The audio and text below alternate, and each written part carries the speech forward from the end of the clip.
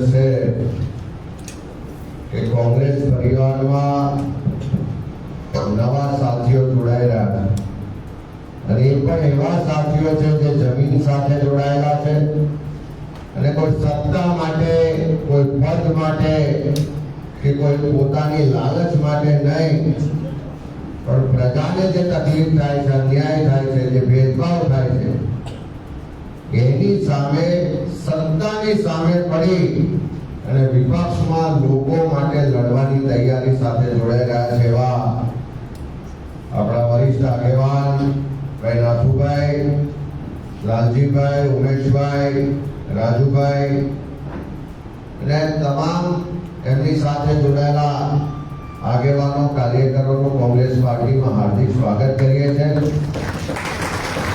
આજે મંચ પર આપણી સાથે આ કાર્યક્રમમાં વિરાજમાન આપણા વરિષ્ઠ આગેવાન, પૂર્વ ધારાસભ્ય બિરજાદા સાહેબ, પ્રદેશ સમિતિના અમારા વરિષ્ઠ આગેવાનો અને હિમાંશુભાઈ પટેલ, આપણા રાજ્ય સરકારના પૂર્વ મંત્રી અને પ્રદેશના વરિષ્ઠ આગેવાન વિમલભાઈ શાહ.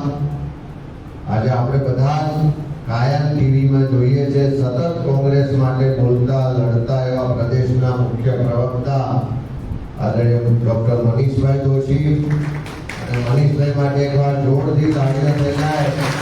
આજે આપણો જન્મદિવસ છે અને જન્મદિવસે ખૂબ સારા કાર્યક્રમમાં સહભાગી થયા છે એવા આપણા મોરબી શહેરના પ્રમુખ શ્રી, અમારા પ્રભારી શ્રી ભાઈ સંજયભાઈ, આપણા વરિષ્ઠ આગેવાન ભાઈ રાજુભાઈ, મહેશભાઈ, બધા જ અહીંયા ઉપસ્થિત આગેવાનોનું ફરીથી હાર્દિક સ્વાગત કરીએ.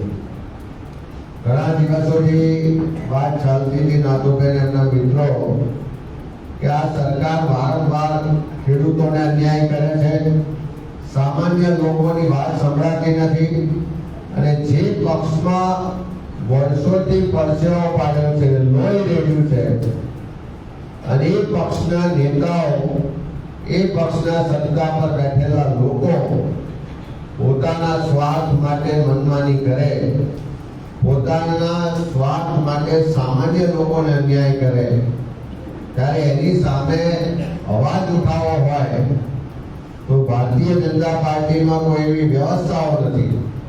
સાચો માણસ સાચી વાત કહી શકતો નથી. સાચી લડાઈ લડવી હોય તો એને કોઈ સમર્થન નથી મળતું. સત્તા આટલા વર્ષોથી છે તેમ છતાં ખેડૂતોના પ્રશ્નો હલ થતા નથી. સામાન્ય લોકોને આજે જીવવા માટે તકલીફ પડે છે. શિક્ષણ મોંઘું થાય છે, આરોગ્ય મોંઘું થાય અને જ્યારે ચૂંટણીઓ આવે ત્યારે ટિકિટોમાં પણ ભેદભાવ થાય છે. એની સામે ઘણો બધો અસંતોષ આખા ગુજરાતમાં છે. એવા સંજોગોમાં નાથાભાઈ ને બધા મિત્રો આવ્યા કે આખા સૌરાષ્ટ્રમાં, આખા ગુજરાતમાં અત્યારે ખેડૂતો પર પારાવાર રીતે અન્યાય અત્યાચાર થાય છે.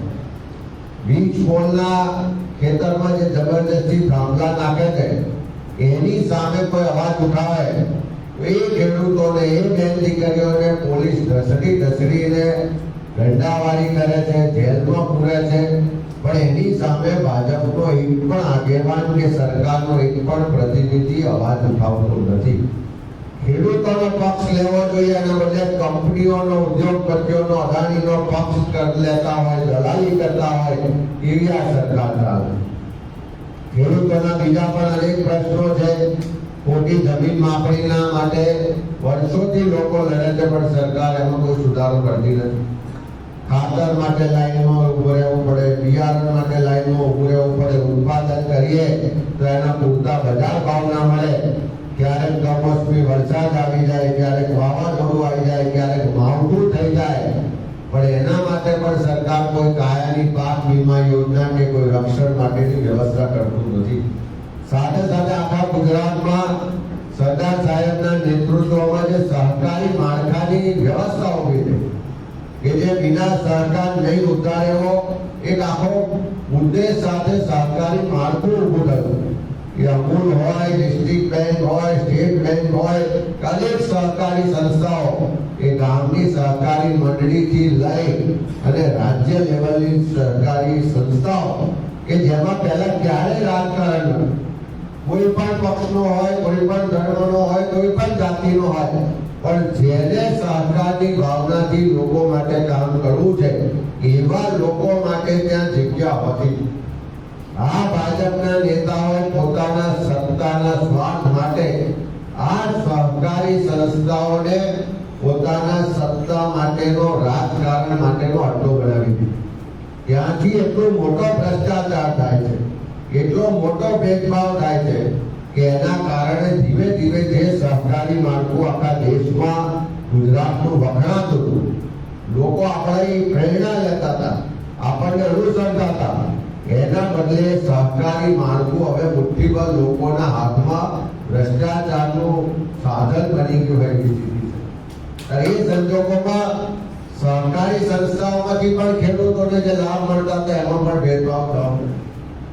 આપણે બધાનો અનુભવ છે કે અનાજ આપવા જઈએ, કપાસ આપવા જઈએ, બીજું કોઈ ખરીદી સરકારી થાય ત્યારે એમના મળતિયાઓ હોય, એમના એજન્ટો હોય, એનો માલ ખરાબ હોય, ભેજવાળો હોય તો પણ ચાલી જાય, પણ સાચો ખેડૂત હોય 24 કલાક ટ્રેક્ટર લઈને, પોતાની ગાડી લઈને જ્યાં લાઈનમાં ઉભો રહ્યો હોય, એનો વારો આવે ત્યારે એમ કહે કે ખરીદી બંધ થઈ જાય.